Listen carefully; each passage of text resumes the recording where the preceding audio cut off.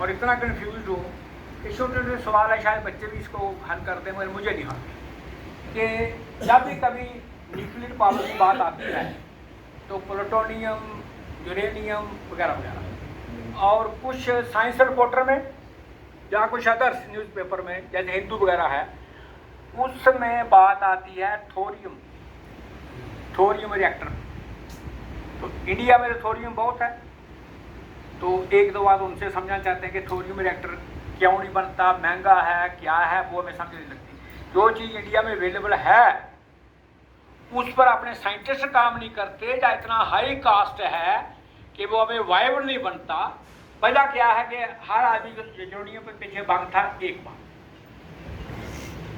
दूसरा क्वेरी ये है क्या कि जहाँ डैम बनते हैं, हाइड्रो डैम, उनके पीछे लेक बनती है, और हमारे चनाब पे तो 7 डैम है, मीन्स 7 बड़ी लेक्स है जिसमें lakhs ton of the water इकट्ठा है। क्या इससे को टाइटनिक प्लेट पर कोई असर पड़ता है, क्योंकि वहाँ भूचाल लगातार आ रहे हैं, ट्रैम्पलिंग होती है छोटी छोटी। एक क्वेश्चन ये भी है। फैक्ट्स तो ये है कि भूचाल आ रहे हैं, क्या उससे उसका कोई काज होता है? जी अभी ना नहीं, बिल्कुल। कुछ साहब से ज्वालजिस्ट से पता किया था मैंने, वो पहाड़ सा वो बैठ रहा है, तो मैंने पूछा, वो रहा है deputy director general survey of India में, तो उनसे पूछा, उन्होंने कहा कि जो पहाड़ बैठ रहा है ना, ये सेडिमेंट्री रॉक्स है और उसमें स्टोन और क्ले है, तो जैसे जैसे पानी जो है वो क्ले को नीचे खींच लेता है, क्ले घुल के पानी में आ जाती है, तो पत्थर बैठ जाता है, और फिर आए सड़क 50 मीटर ऊपर में आ रहे हैं, फिर उसको वो बैठ जाएगी, फिर 50 ऊपर ले जाएंगे, इस तरीके से इनका एंड कोई नहीं है। तो ये कुछ बातें हमें इन्फॉर्मेशन लेते रहते हैं, मगर पहला सवाल यही है कि क्या ज़्यादा डैम बनने से, यानी कि डैम लेक बनने से, क्या टाइटनिक प्लेट और भूचाल में कोई फर्क पड़ता है? एक बात। दूसरा सवाल, हाँ, तीसरा सवाल ये है, तीसरा third question, carbon consumer emission index, how much rich people or how much rich are consuming and how much emission is measured there. means rich people are, मतलब अमीर लोग जो है वो ज़्यादा emission कर रहे हैं, गरीब लोग जो है कम emission कर रहे हैं। वो जो कार्बन कंज्यूमर emission इंडेक्स जो आया है उसको भी हमें समझाएंगे, क्योंकि ऑक्सफार्म ने ऐसा ही छापा कुछ आएगा। अगला एक question of chain of question है, सवालों का एक लगातार वो एक के बाद दूसरा क्वेश्चन उसको पैदा होता है, और वो मैं 4-5 क्वेश्चन जोड़े हैं इशू, उनको मैं ऐसे पढ़ूंगा ताकि आपको पता लगे ये प्रॉब्लम होगी तो ये आएगा। जैसे 4th इंडस्ट्रियल रेवोल्यूशन जब आएगा, जब जो लागू होगा, रोबोटाइजेशन काम करेगी और ऑटोमेटिक होगा और लोग सरप्लस होंगे, और उनका कुछ एक्सपेरिमेंट भी हो रहा है, फिनलैंड में कुछ और भी हो रहा है, और इंडिया में भी है। ये जो किसानों को पैसा आ रहा है ना, 2000 Kisan Samman Nidhi, it is a sort of experiment of universal basic income. Universal basic income which is proposed by the world corporates, that those people who are not employed, they should be fed something minimum, कि जो लोगों को 4th industrial revolution या automation होने की वजह से काम नहीं मिल रहा, उन लोगों को मिनिमम को जीने के लिए कोई पैसे दिए जाए उनके जेब में, ताकि वो जीवित रह सके। तो चौथा जो इंडस्ट्रियल क्रांति आएगी उससे पैदा हो जाएंगे यूनिवर्सल बेसिक इनकम लेने वाले लोग, और वहां से एक नया आइडिया आ गया है, यूजलेस ईटर। ये खाते हैं, काम तो कुछ करते ही नहीं है, और यूजलेस ईटर को उन्होंने आगे काउंटर किया हुआ है, वो सस्टेनेबल डेवलपमेंट में साथ जोड़ा है, सस्टेनेबल कंजप्शन या सस्टेनेबल एमिशन, कि जो आप कंज्यूम कर रहे हो और प्रोड्यूस कुछ नहीं कर रहे, सोसाइटी के लिए कंट्रीब्यूट कुछ नहीं कर रहे, हम एक यूजर सीटर हो गए, फिर उनका वो इनकम कम कर देंगे ताकि आपकी जो कंजप्शन है वो सस्टेनेबल कर दी जाए, सस्टेनेबल कंज्यूमरिज्म। और सस्टेनेबल कंज्यूमर के बाद एक पहले बिल गेट ने लिखा था 2015-16 में, उसको फिर हेनरी किसिंजर ने उसको तय कर दिया, दैट प्रोजेक्टेड ऑफ डीपॉपुलेशन। तो क्या ये चारों क्वेश्चन, पहला fourth industrial revolution, fourth industrial revolution से universal basic income, universal basic income से फिर वो कंसेप्ट के यूजलेस ईटर है, निठल्ले कोई लोग कुछ नहीं करते, अभी भी मार्केट यही कहती है भूखे जो मर रहे हैं ये काम नहीं करते हैं। यूजलेस ईटर और यूजलेस ईटर जैसे वो है, जैसे वो पीक आए फिनोमेना बढ़ेगा, चीज़ों की प्रोडक्शन कम होगी, तो उसके लिए उस पर लागू होगा सस्टेनेबल कंज्यूमरिज्म। और सस्टेनेबल कंज्यूमरिज्म जो है वो ले जाएगा toward implementation of the higher thought of the Bill Gate और हेनरी किसिंजर, डीपॉपुलेशन। एक लास्ट उसके बाद है, बोले जा थके हैं। अच्छा, वो 2 किस्तों में भी कर सकते हैं आप। नहीं 4 में करो, उसमें क्या है। नहीं फिर वो दोबारा टाइम में मिलेगा बोलने का। मैं तो फ्रेंड नहीं कर रहा कोई बात। अच्छा, एक है क्लाइमेट जस्टिस, भाई जस्टिस किसी से मांगा जाता है, हमें इंसाफ दो। अपना जो क्वेश्चन है वो है कि क्या हम इसको यूज कर सकते हैं क्लाइमेट इक्विटी या क्लाइमेट इक्वलिटी, जैसे हमने इकॉनमी यूज करते हैं ना, पीस, वो अपने सस्टेनेबिलिटी और इक्विटी, ऐसे हम क्लाइमेट जस्टिस की जगह क्लाइमेट इक्वलिटी यूज कर सकते ताकि सबको साफ हवा, साफ पानी और पौष्टिक भोजन मिले। तीसरा लास्ट है, एक और है आर्टिफिशियल इंटेलिजेंस। इसी में थोड़ी सी एग्जांपल देता हूँ कि artificial intelligence as a mode of discrimination use किया जाए या artificial intelligence in the service of humanity इस्तेमाल किया जाए। 2 क्वेश्चन। इसके लिए एग्जांपल ये है कि रिसेंटली यूके की एक वो थी प्रतिभा पाटिल, वहाँ की मिनिस्ट्री में, होम मिनिस्ट्री, तो वहाँ की जो लोग वीज़ा देते थे, वहाँ उन्होंने एल्गोरिथम पकड़ा एक, उस एल्गोरिथम में ये डाला हुआ था अगर 100% ब्लैक अप्लाई करते हैं तो उनमें 7 और 8 को वीज़ा मिलता था, 7 और 8 को। हाउ लॉन्ग, कब से, how long it was implemented और used that algorithm which was permitting only the 7% of the 100 applied black people who are desirous to get in of the UK.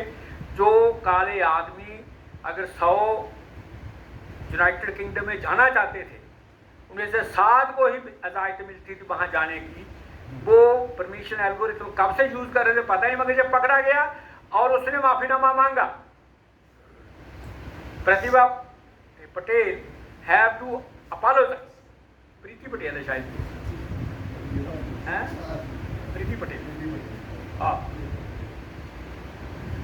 एक और है जो सागर जी ने कल एग्जाम्पल दी थी और मुझे वो, हाँ जी, को ये क्लियर नहीं हुआ। अच्छा, कि 100 गोरे मांगते हैं तो 100 गोरों को तो वीजा मिल जाता है, 100 काले मांगते हैं उसमें 7 मिलता है। जुम्मा किस पर लगाते हैं? जुम्मा लगाते हैं कंप्यूटर का सॉफ्टवेयर ही ऐसा ही बना, सॉफ्टवेयर ऐसा बना देते हैं, वो आर्टिफिशियल इंटेलिजेंस ऐसी भर दी है उन्होंने कि कंप्यूटर जुम्मा कंप्यूटर नहीं मानता जी। और ऐसा केस, इसकी एक्सटेंशन कर रहा हूँ आगे, फिर ऐसा केस इंडिया में भी किया जा सकता है। If you have to discriminate with the minorities and the Dalit, क्या आप बैंक लोन लेने जाते हो और वहां एल्गोरिथम फीड कर दिया आपने, वहां चूंकि दिल्ली नहीं आता, कास्ट भी आती है, और उसको जैसे मर्जी डिस्क्रिमिनेट करते हो आप, और मशीन नहीं मानती, और उनका आपस में झगड़ा चलेगा। इस पोजीशन में आकर के क्या आर्टिफिशियल इंटेलिजेंस को कैसे यूज करें, इसमें ह्यूमन सोशियोलॉजी प्ले करती है या मशीन प्ले करती है, ये फैसला है। एक और है जो कारण एग्जाम्पल दी थे कि नए कारपोरेट पैदा हो रहे, उनका वो मैंने एक सोचा रात को, न्यू कारपोरेट्स कि Bill Gate, technocrat, money holder, largest farm holder, largest agriculture land holder of USA, और क्या बन गया, बट टेक्नोक्रेट है, ओनर भी है, टेक्नोक्रेट भी है। Owner of Facebook, technocrat also, operator and owner, ये तो आगे उस कैटेगरी में। अब एक क्वेश्चन और है जो फेसबुक का है कि उनको एक लिस्ट बनी थी वर्ल्ड में डेंजरस ऑर्गेनाइजेशन एंड इंडिविजुअल्स, तो यूएसए की कांग्रेस उसको बुलाया गया कि आपने जो डेंजरस ऑर्गेनाइजेशन डिक्लेयर हमने की थी या इंडिविजुअल, उनको आपने फेसबुक में स्पेस क्यों दी? उसका जवाब था कि पैसे देने के लिए, पैसे। फिर उस कंटेक्स्ट में उन्होंने लिस्ट दी उनको 400 ऑर्गेनाइजेशन पर displayed before the Congress of the USA कि these are the 400 organizations which were declared as a dangerous organizations that were permitted by the Facebook to allow their page for sake of money। और ऐसे ही उन्होंने India के context में पूछा तो wall street से साफ कह दिया वहाँ के अखबार ने कि हमारे पास इंडिया की बहुत डेंजरस ऑर्गेनाइजेशन रजिस्टर्ड हैं जिन्होंने वहाँ काम किया, और जहाँ पर इंडिया का पॉपुलर भी होगा शायद आपको कि जहाँ एक केस था कि hate news of the PM और BJP during campaign were not deleted for 3 or 4 month continuously, जबकि सुखदेव या सज्जन का बहुत डिलीट कर देते हैं कि नहीं ये नहीं चलना चाहिए। ये जो डिस्क्रिमिनेशन है are the use of algorithm in the wrong form, इसको हम क्या करेंगे? और लास्ट है, बस ज़्यादा नहीं, मैं कंफ्यूज हूँ सबसे क्या किया जाए।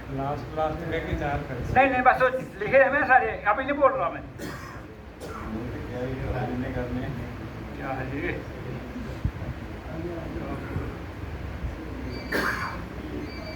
हाँ, ये भी उसी का टाइप का है कि यूरोपियन यूनियन में बहुत सारे कंट्रीज ने जब वहाँ गूगल को ऐड देते थे ना, और कुछ लोग अमेरिका में अमेरिकन कंपनी में ऐड देती हैं, तो गूगल क्या करता था कि बराबर पैसे दे करके जिस फ्रीक्वेंसी से वो यूएसए की ऐड दिखाता था उससे कम फ्रीक्वेंसी में ईयू की ऐड दिखाता था। तो वहाँ की कोई चेयरपर्सन वो होगी, इस लाइन की मास्टर होगी, और उसने पेन पकड़ा और पेनल्टी डाली। इस तरीके से अगर ये इंडिविजुअल कॉरपोरेट्स जो लेटेस्ट टेक्नोलॉजी यूज़ कर रहे हैं, या उसमें ह्यूमन सोशियोलॉजी कैसे प्ले करेगी, हाउ टू रेगुलेट क्या होगा, हमें तो उसके बारे में नॉलेज कुछ नहीं है। हमने इधर उधर से सवाल उठा करके आपके साथ पेश हो, हमें समझ नहीं आती, हम इस पर कहें क्या, हमारी अकल काम करना बंद करें। धन्यवाद। आर के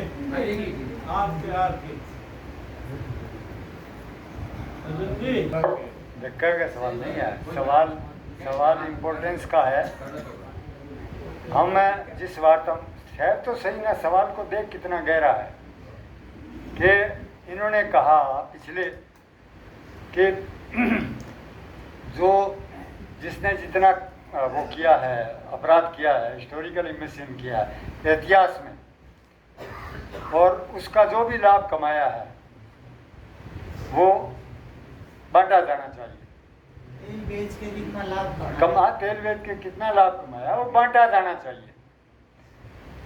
शराब साहब ने, और ये भी अपने आइडिया के खिलाफ बोल रहे हैं, मैं कैसे बताता हूँ आपको कि शराब साहब ने क्लियर कट इसमें लिखे हैं। उन्होंने कहा जो भी हमारी सेविंग्स है उसको उदाहरण के तौर पर कि हमारे ऊपर जो नॉर्थ पोल और साउथ पोल की बर्फ पिघल रही है, हमारा जो भी हमारे पास एक्स्ट्रा पैसा साइंस टेक्नोलॉजी है उसको लगाओ उसको रिपेयर करने में। यानी उन्होंने तो कॉमन काज के लिए लगाने का कहा, बांटने का नहीं कहा, बिल्कुल कहीं नहीं कहा। मैं अपट के नहीं सुनाऊंगा, जो 12-13 पॉइंट जिसमें रखे थे मेरे हाथ में है वो। और इनका कंट्राडिक्शन मेरे मुताबिक, जब हम बातचीत कर रहे थे तो एक बात ये चल रही थी कि जब तक सरप्लस समाज में इकट्ठा नहीं हुआ, उदाहरण बहुत सिंपल देते हैं अपन कि अगर एक किसान के पास 2000 रुपये की फसल होती है तो वो 1000 खर्च करना की ट्राई करता है घर में। 1000 इसलिए बचाता है ताकि कुआं खोद लूँ, आगे और कि मैं खेती विकसित कर लूँ, ताकि बच्चों की ज़िंदगी आगे ठीक कर सकूँ। पर बच्चे कहते हैं कि नहीं पापा मेरे लिए ये ला के दो, वो ला के दो। वो तो कहते हैं 2000 के 2000 खर्च करो। और वो कहता है, समझदार आदमी कहता है कि भाई सरप्लस बचाना पड़ेगा आगे और विकास के लिए। ये और उसमें अगर वो दारूखोरिया है, खुद पी जाता है, विकास में नहीं खर्च करता अगुआ होने के नाते, तो वो तो है मिसयूज, वो तो मतलब दुरुपयोग है सरप्लस का। और अगर surplus pro nature pro people use किया जाता है, जो भी बचता है परिवार के पास, तो विकास होता है। इसका मतलब, और ये कंसेप्ट इन्होंने दिया। पर जब ये सार्क की जो 4-5 पॉइंट है ना, इस सार्क में हमें ये भी कहना चाहिए, ये भी कहना चाहिए, उनमें जब आए उनको एक्सप्लेन करने आए तो इन्होंने बांट दिया। तो ये मैं इनसे क्लियरिफिकेशन चाहूँगा कि ये क्या बात है। ये है मेरा सवाल, क्योंकि सपाक का जो बंडा है ना एजेंडा, वो को सपाक का बने, NSCPM का बने, करेक्ट बनना चाहिए। इधर उधर बन गया ना तो यूरोप वाले फुटबॉल की कॉर्पोरेट वर्ल्ड हमें फुटबॉल बना लेगा, हम बुद्धिजीवी उन्हीं के बुद्धिजीवी बन जाएंगे। ये है चक्कर, बहुत बड़ा चक्कर है। मैं तो इससे बहुत डरता हूँ। सदन को आ गया समझ में? सदन को ये बात समझ में आई कि सरप्लस जो भी होता है पूरा मानव समाज का होता है, पूरा पर्यावरण का होता है, जीव जगत का भी होता है, और उसकी वृद्धि के लिए उसमें लगना चाहिए। बांटने का सवाल नहीं है। हाँ, बस बात ये। अब सब आ गया, सर जोर लगाया है तो आ गया। कैसे करूं, बैल को कैसे उपयोग में लाऊं, ये सारी ठीक बात है। इसमें कोई वो नहीं है कि हमारा कोई डिसएग्रीमेंट है, देसी बीज आवे ये आवे। सारा हमारा यहाँ का है कि हम यहाँ से जाएं तो सबसे पहले कंसेप्ट समझे कि भाई खेती और पर्यावरण का रिलेशन क्या है। मैं डिटेल में बिल्कुल नहीं जाऊँगा। मैंने किसान संयुक्त मोर्चा में जो बातें कही है और उनके साथ मैंने जो इंटरेक्शन किया उसका अनुभव आपके सामने रखना चाहता हूँ। 13 महीने का आंदोलन हुआ किसान संयुक्त मोर्चे के नेतृत्व में, दिल्ली में लड़ा गया। और वो आंदोलन एक ऐसा विश्व का आंदोलन था जिस आंदोलन ने ये साबित किया नजदीक कि शांतिपूर्ण तरीके से यदि आंदोलन लड़ा जाता है और जिसमें मास मोबिलिटी होती है, उस मास मोबिलिटी के अंदर जो लीडरशिप है वो कैसे यूनाइटेड होती है एक एजेंडे के तौर पर। सबसे पहले हम उग्रां, जो इंडिया का आज के दिन मैं समझता हूं कि उसकी फॉलोइंग ज़्यादा ही होगी, कम से कम पंजाब में तो उग्रां ग्रुप है, ठीक है। सही, घनश्याम जी आप मेरे साथ ही थे। हम लोगों ने उग्रां से टाइम लिया, मिले, बातचीत की। इस बात पे भी की हमने, हमारी जो पर्चे के ऊपर जो खेती के बारे में इसमें बातचीत की। उग्रा साहब ने बहुत ही मतलब ये कहा कि भैया तो मैदान खुला है, आप अपनी बात रखें। हम तो अभी 3 कानूनों का ये जो विरोध करने के लिए 3 कानून हमारे ये खत्म होने चाहिए। जब दूसरों से मिले वही बात हुई, और करते करते किसी को भरोसा नहीं था कि मोदी ये कानून वापस ले लेगा। चाहे किसी व्यक्ति से बात करें, साधारण व्यक्ति से, लेगा क्या, हर एक के सामने ये था। लेकिन चलो लिया, लेने के बाद कानून तो वापस ले लिया। MSP की बात उनकी वहां के वहीं रही, ठीक है। हमने जो पर्चे में लिखा 50% बजट की, मैं पहले तो उसकी बात करता हूं कि 50% बजट की हमने क्यों बात की, ऐसी क्या बात। मैं खड़ा हूं आपके सामने, सुबह से शाम तक मैं नहाया, धोया, खाना खाया, कपड़े यूज में किए। 8 अरब की आबादी कम काम करती क्या है, वो प्रोडक्ट कहां से लेती है। आप किसानों को छोड़ो, पहले मैंने खाना खाया, भोजन खाया, एग्रीकल्चर, मैंने कपड़ा एग्रीकल्चर, जूते एग्रीकल्चर में आते हैं, क्यों, पशुपालन एग्रीकल्चर में, मैंने तेल लगाया एग्रीकल्चर, मैंने क्रीम लगाई तो उसके में विटामिन और C और E होना चाहिए, आजकल सब लिखते हैं। कहने का मतलब मैं जो प्रोडक्ट 100% यूज करता हूं उसका मोर देन 50%, सिर्फ कार का छोड़ दो, लोहा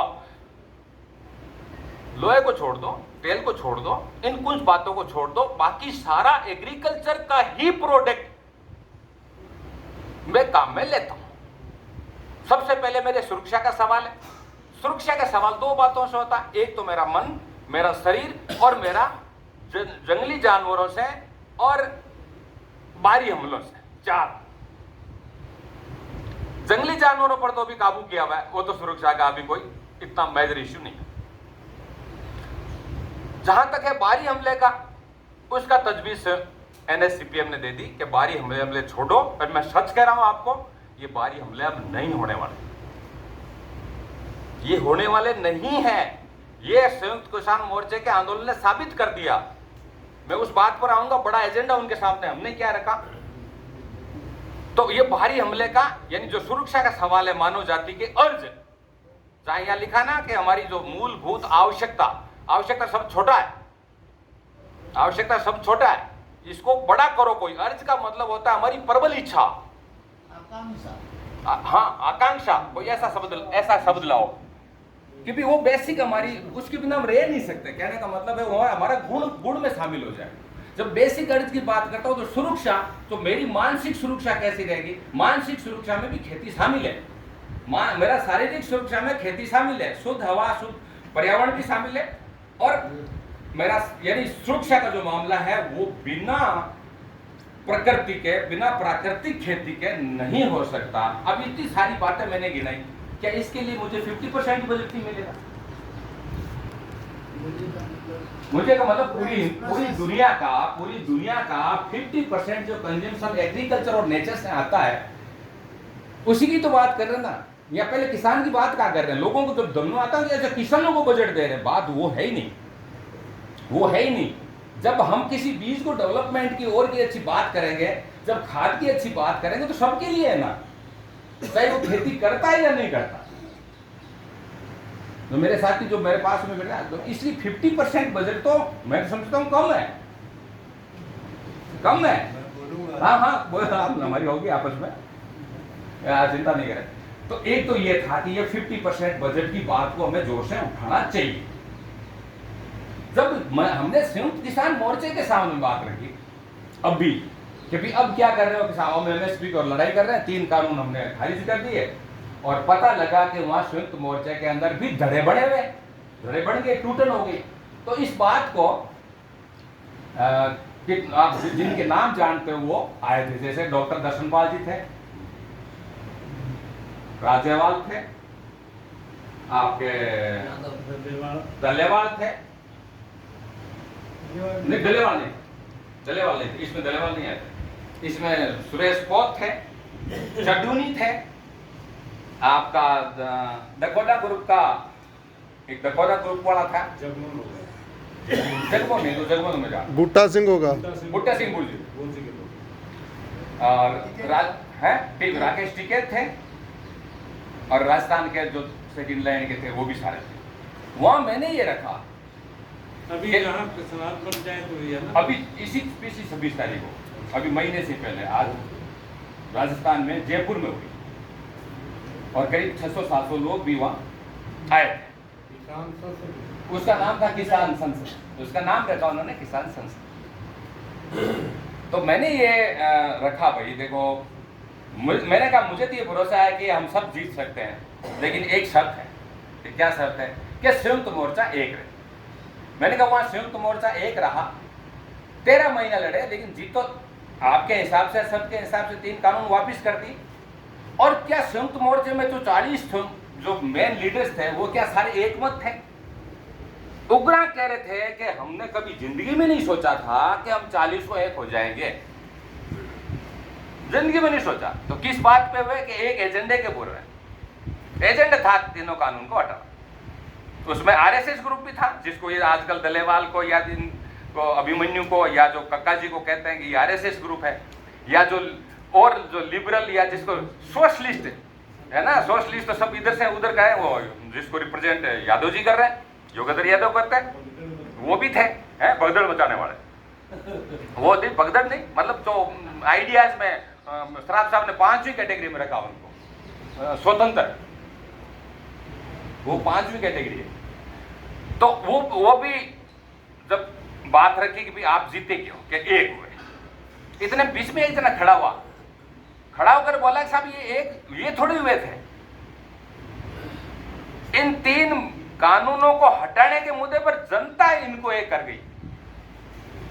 सुन लो बात, ये लीडरशिप एक नहीं हुई थी, जनता खड़ी हुई 3 पर एक हो गई। तो मैंने कहा जनता तो एक और मुद्दे पर खड़ी हो सकती है, कि वो कौन सा मुद्दा, मगर वो पर्यावरण का मुद्दा, वो हमारे आबो हवा का मुद्दा, वो हमारे हवा पानी का मुद्दा, हमारे जहरीले भोजन को सुरक्षित करने का मुद्दा। ये एक मुद्दा है जिसके अंदर न सिर्फ किसान एक होंगे, न कि सब यहाँ मजदूर एक होंगे, न कि भारत की जनता एक होगी, दुनिया की जनता एक होगी। इस एजेंडे को ले सकते हैं क्या? और फिर तो कई बोले, फिर तो कई इस पूरे स्पष्ट तो नहीं बोले, लेकिन मेरी बात को किसी ने काटा नहीं। कहने का मेरा मतलब है, आज हमें खेती को या हम डिटेलिंग वो करने की जरूरत है भी नहीं कि सब बेल कैसा होगा, कि गाड़ी कैसे होगी, वो नहीं, वो हमारा टाइम बर्बाद होता है। आप तो समझ रहे हो मैं बिल्कुल ठीक कर रहा हूं, उसे नहीं। यहाँ हमें जो करना है 4 दिन की कॉन्फ्रेंस में, वो कॉन्सेप्ट लाना है खेती को क्यों, खेती हमारी क्यों कहते हैं जीवन रेखा है, इस जीवन रेखा पे चर्चा करनी है। सराफ साहब ने कहा 10,000 साल से मानव जाति जो चली है और प्राकृतिक स्रोतों के ऊपर, अब प्राकृतिक स्रोत या प्राकृतिक खेती वैसी नहीं होगी, जो टेक्निक काम में लेनी पड़ेगी, वैज्ञानिकों को काम में लेना पड़ेगा, ये सब करना पड़ेगा, ठीक तरीके से करना पड़ेगा। आपने बीज खाद की बात उठाई, वही तो बात है, फिर है तो केमिकल ही ना। जिस यूरिया की बात करेंगे, जिस और बीज की खाद करेंगे, वो तो है। अब देसी बीज कैसे उत्पन्न हो, ये इसमें हम नहीं जाएंगे डिटेल, ये कुछ एक्सपर्टों खाते में छोड़ दो, कुछ किसानों खाते में छोड़ दो ना। वो कौन सी फसल बीजेगा, रोटेट का, सारी ठेके ले ली हमने कि यही करेंगे सब तय। तो इसमें सबका टाइम भी चाहिए होता है, बजाय इसके कॉर्पोरेट तो जीएम खेती ला ही रहा है, वो सबको पता। कॉर्पोरेट तो जीएम खेती ला रहा है, उसका जो हरित क्रांति का फॉर्मूला फेल हो चुका, पंजाब के अंदर साबित हो चुका। स्मार्ट एग्रीकल्चर, वो स्मार्ट एग्रीकल्चर के नाम से लाओ चाहे कैसे लाओ, वो फॉर्मूला उनका फेल हुआ। सराफ साहब ने क्वेश्चन उठाया इस डिजाइन के ऊपर, क्या कोई एक्सपर्ट, क्या कोई यूनिवर्सिटी का प्रोफेसर, क्या कोई राजनीतिक है, क्या कोई दुनिया का लीडर बोला? वही बात यहां पर सजन थे, मैं और हमने कितने लोगों को इंटरव्यू लिए, सहदेवन जी से, जितने भी लीडर थे उनके इंटरव्यू लिए।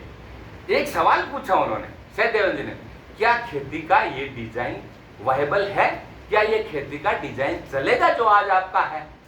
हर व्यक्ति ने कहा हमने तो नहीं सोचा। पर्सनली तो मैं एग्री हूं कि एग्रीकल्चर ऑर्गेनिक प्राकृतिक होना चाहिए। फिर पूछा सेकंड क्वेश्चन, क्या आपकी यूनियन इस बात को एग्री करती है? सभी ने कहा नहीं। इसका मतलब इसके लिए बड़े रूप की जरूरत है, बड़े माइंडसेट की जरूरत है और बड़े मोमेंट की जरूरत है। एग्रीकल्चर को वापस वैसे लाना या उसका और ज्यादा बढ़िया अपडेट करना, ये बड़े माइंडसेट, जिसमें गवर्नमेंट भी शामिल होगी, सारी यूनिवर्सिटी भी शामिल होगी, सबका कोर्सेज भी शामिल होगा। ये सारा बड़ा मुद्दा है, कॉन्सेप्चुअल मुद्दा है। एग्रीकल्चर यूं इतना साधारण नहीं है, ठीक है। तो अब बात ये है कि कहते हैं साहब हमारे बच्चे खेती नहीं, और खेती को प्यार में कैसे बदलो? बहुत सुंदर क्या मजा होता है, मजा। खेती को प्यार में कैसे बदलो? अब मैं सच कह रहा हूं आपको, खेती ये करने वाले को पता रहता है। वो एक हर व्यक्ति अपने छत के ऊपर एक बाड़ी लगा, मटके फोड़ फोड़ के लगा, आप देखो तो सही, आपकी सब्जी खुद लगा के देख लो, बहुत बड़ा मेहनत भी नहीं है। मल्चिंग का सिद्धांत आने से मुझे बहुत क्लियर हो गया। क्या हुआ, सिर्फ धनिया चाहिए था मुझे, मैं 100 धनिया चाहिए था, तो मैंने एक मटकी फोड़ी, मटकी फोड़ करके और 2 मटकियां हो गई उसमें, मतलब 2 हो गई। 2 के अंदर मिट्टी जो थी, इनसे सीखा हुआ था कि मिट्टी को पोली कर लो, पोली करके और उसमें पानी डाल करके बीच में एक ऐसा होल कर दो, जो इन्होंने कहा ना क्यारी बनाओ, तो मैंने बीच में कर दिया कि पानी इसमें डालूंगा, बाकी मिट्टी में नहीं डालूंगा। और मैंने धनिया ऐसे डाल दी, मिट्टी में पानी डाल के धनिया डाल दी, धनिया डाल के उसमें मल्चिंग कर दी। अब मल्चिंग मेरे पास नहीं तो सीढ़ियार, ने बुईर, ने डोका, कोई नहीं था, तो मेरे पास क्या था, पुरानी जो बुआरी थी, घर में काम आने वाली ताड़ी वाली, वो 2-3 तोड़ी और तोड़ करके मैंने उसके ऊपर मल्चिंग कर दी। मल्चिंग कर दी, लेकिन मैडम को, माई वाइफ को बताया नहीं मैंने, राजेश की मम्मी को मैंने बताया नहीं। मैं क्यों, मैंने कहा क्या पता पौध छोड़ा है, उग गई नहीं तो। वहां 2 दिन 3 दिन में तो कुछ नहीं, 5, 6, 7वें दिन उसमें व्हाइट आयर करते करते, और वो तो 10 दिनों के अंदर तो वो धनिया तैयार हो गया, सुगंधाने होगी। और जब मैंने वो मल्चिंग बंद कहते तो ये मल्चिंग काम करती है। तो मल्चिंग तो 100% काम करती है, नहीं है दूसरी खाद की जरूरत, ये माइक्रो ऑर्गेनिज्म की जरूरत है। सारे वैज्ञानिक जो ये कहते हैं, मैं आप बड़ी बात को रिपीट नहीं करता, कि वो सारा सब कुछ हो सकता है। तो हमें मानसिक तौर के ऊपर बिल्कुल ये तैयार होना पड़ेगा कि खेती का डिजाइन ये नहीं चलेगा, ये डिजाइन कॉर्पोरेट खेती का है। इसके ऊपर हमने जब पर्चा निकाला था, उसमें लिखा था यार सीड, केमिकल, फर्टिलाइजर, इस पर कब्जा किसका? 4 कंपनियों को मैं तो हमेशा बताता था, चाहे खटखट टोल प्लाजा हो, लाखों की मीटिंग में बोले कि 4 ABCD, वो 4 कंपनी है। मैं रिपीट नहीं करूंगा, सबको पता है। वो 4 कंपनी 60% के ऊपर करती है कब्जा, और वो चारों 10 ऐसी कंपनियों को देती है जो फूड, चाहे आपका ब्रेड हो, बिस्कुट हो, चाहे पेप्सी कोला हो, पैकेट, इन सबको सप्लाई है, पिज्जा, इन सबको वही सप्लाई करती है। सारा पूरा कब्जा कर लिया। और किसानों को बेदखल कैसे करना, ये अमेरिका से पता कर लो कि 26% कुछ अरसे पहले थे, 30 साल पहले, और 2% के ऊपर है। उन्होंने कॉन्ट्रैक्टर खेती भी की, सब कुछ की। इसका मतलब है कि ये तीनों जैसे काले कानून के खिलाफ युद्ध लड़ा एक तरह से, वैसे ही हमें पर्यावरण और प्रकृति को मिलाते हुए एजेंडा लोगों में देना है, एग्जिस्टिंग संगठनों के अंदर देना है, हमारी ताकत जो है उसको भी साथ में यूज लेना है। ठीक है, तो इसमें तो मेरा ये था, और बहुत ही अच्छा। बाकी ये पी ऑयल वाली ये कहानी इतनी तो समझ में आती है, इतनी समझ में आती है मेरे, ज्यादा तो नहीं, लेकिन लिमिट है हर चीज की। धरती की लिमिट है, पर्यावरण की लिमिट है, तो ये कैसे हो सकता है कि ऑयल की लिमिट नहीं है? और ऑयल कब तक यूज करेंगे? बहुत सारे ये कहते हैं कि साहब ये तो गर्मी तो आती है ना 100 साल पहले, वो अखबार वाला भी लिखता है कि ये आज जो गर्मी पड़ी है ना, ये 100 साल पहले आई थी। आज जो बरसात हुई वो 100 साल पहले हुई थी, है? वो इस तरह से आंकड़े पेश करते हैं जैसे ये रिपीट हो रहा है सर्कल, जबकि वो नहीं है बात। इस बात को मैं एक्सपर्टों पे छोड़ता हूँ कि वो वापस हिस्ट्री ऐसे रिपीट कभी नहीं होती, वो नए रूप में आती है, राइट? तो इस मैंने एग्रीकल्चर खेती के ऊपर ही बोला है, और मैं उस सजन वाली बात से बिल्कुल एग्री हूँ। सराफ साहब ने बाद में भी पर्यावरण में लिखा है कि यार हमको एक बजट भी और बनाना पड़ेगा जो पर्यावरण के लिए एक यूनिवर्सल यानी वर्ल्ड का एक टैक्सेशन का सिस्टम जो वहाँ और डाले, या सेस नाम दे दो, कुछ भी नाम दे दो पर्यावरण के ऊपर, ताकि वो ये करे, राइट? Thank you.